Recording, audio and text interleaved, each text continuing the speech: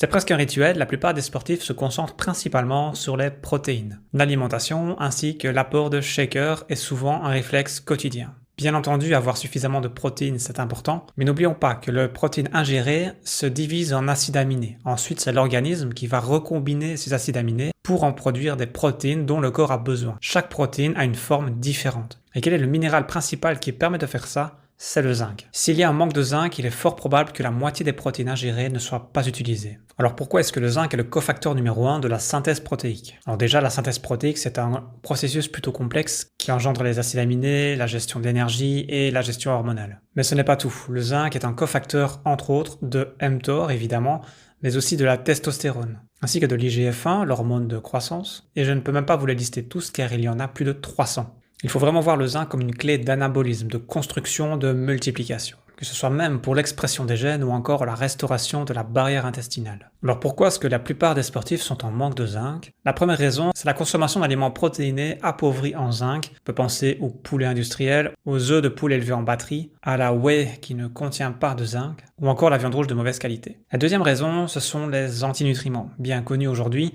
on les retrouve dans les céréales, les graines, les noix, ou encore les légumineuses. S'il n'y a pas de trempage, s'il n'y a pas de pré-germination, on va clairement avoir un souci pour assimiler le zinc qui se trouve dans ces aliments. C'est aussi pour ça que le pain au levain est le plus intéressant, car il permet d'avoir une prédigestion des antinutriments. Et la troisième raison, c'est une perte excessive, que ce soit par la sueur, par la consommation de thé ou de café, ou encore en cas de stress, cela va générer des fuites urinaires, un peu comme le magnésium. Il y a aussi d'autres raisons, je ne vais pas tout développer ici, mais on peut penser à la pilule contraceptive, à l'excès de fer ou encore à l'excès de métaux lourds dans le corps qui vont faire une espèce de concurrence avec le zinc et prendre le dessus et donc diminuer son absorption et son utilisation. Alors comment savoir où l'on se situe par rapport à son taux de zinc? Bien entendu, il y a le bilan sanguin, mais on peut aussi se fier à pas mal de symptômes. Par exemple, une récupération plus longue que d'habitude, au-delà des 72 heures, une force qui stagne, des problèmes de peau, de l'acné ou de la cicatrisation longue, la chute de cheveux, des ongles fragiles ou striés, une peau sèche. En fait, ce qu'il y a derrière ces fanères, c'est la protéine kératine, et donc forcément,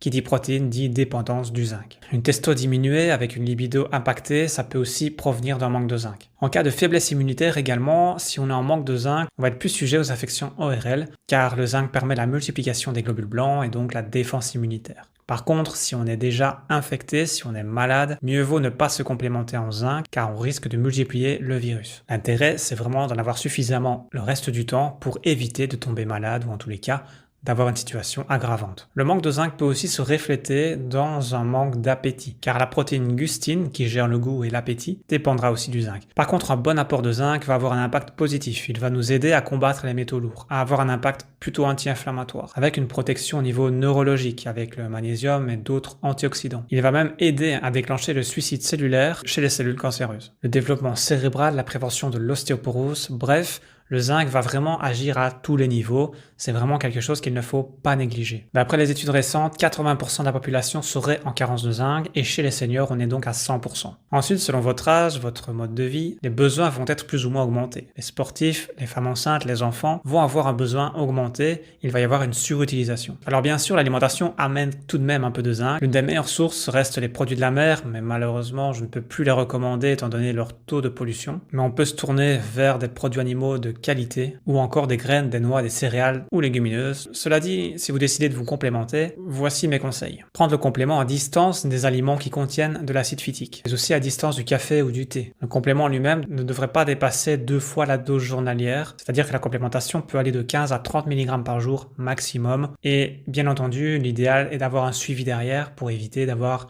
un excès, car un excès de zinc peut poser d'autres problèmes en étant en compétition avec d'autres minéraux. Quant à la forme du complément, on recommande du citrate ou du picolinate. Le zinc peut être pris tout seul ou alors un complément qui contient d'autres éléments et c'est souvent ce que je recommande quand même parce que le zinc, comme les autres vitamines et minéraux, n'agissent pas seuls, ils agissent en famille, en cofacteurs dans le corps et donc c'est toujours intéressant éventuellement de s'orienter vers un complexe, un multivitamine de qualité bien associé, bien dosé pour avoir une synergie positive et efficace. Comme d'habitude, ce n'est pas un complément, une molécule, un minéral qui va tout bouleverser dans votre vie, d'autant plus que la complémentation en zinc peut durer plusieurs mois pour rattraper une carence existante. Donc je vous invite à vérifier votre statut en zinc la prochaine fois que vous faites un bilan sanguin, et vous l'aurez compris, c'est d'autant plus important avec l'avancée en âge car l'assimilation est de plus en plus difficile à faire. Voilà, c'est tout pour cette vidéo. Merci pour votre écoute et à la prochaine.